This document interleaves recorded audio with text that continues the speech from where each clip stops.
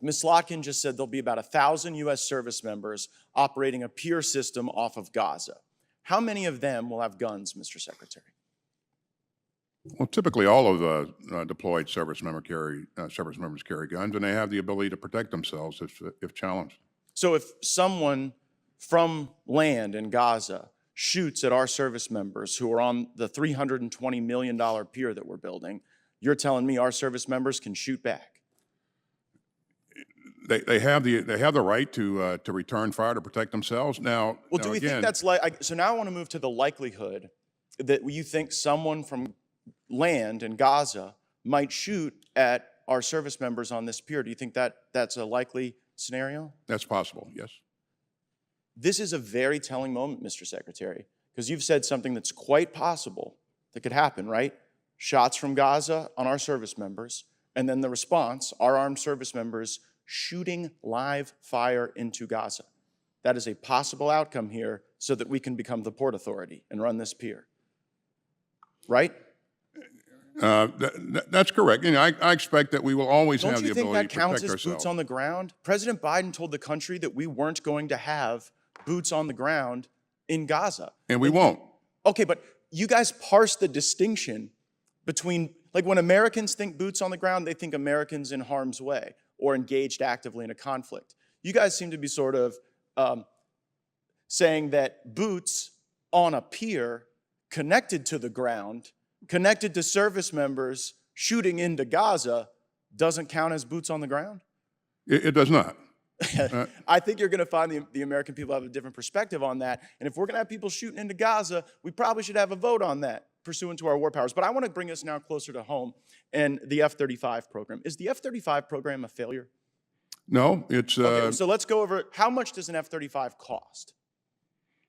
Well, it depends on the variant, but... 100 million?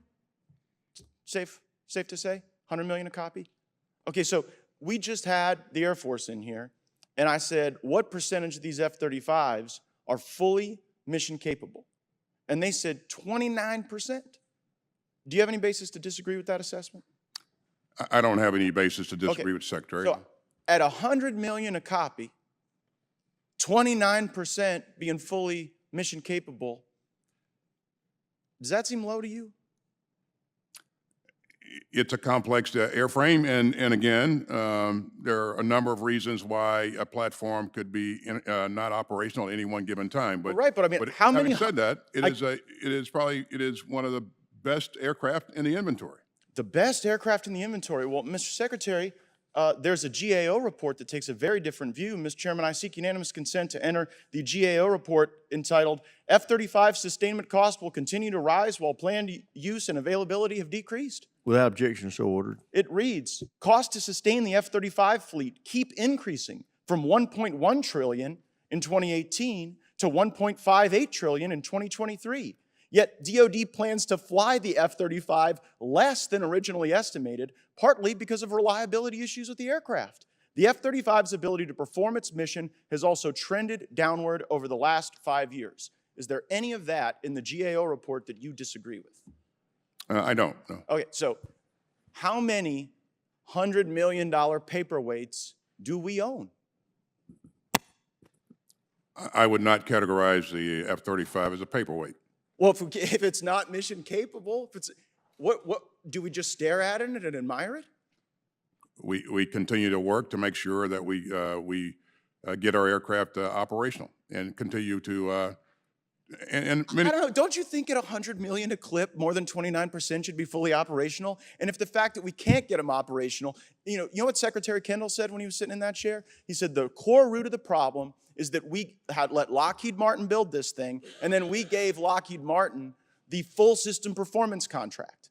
And they keep bilking us, according to the GAO, and we sit around staring at a $100 million airplane that can't fully perform the mission, and you're sitting here telling me it's not a failure. Just own up to it, Mr. Secretary. Just say, this airframe has not delivered, it's too costly, it's not being utilized as we should, and we should never again make the mistake of doing a full system performance contract with the very person who built the aircraft. Could we agree to that? I agree. In the future, we should we should have a different approach. I'm sure that Secretary Kendall also I told think you the committee is going the to help things you that he move was to that doing to get different the approach quite quickly. Yeah.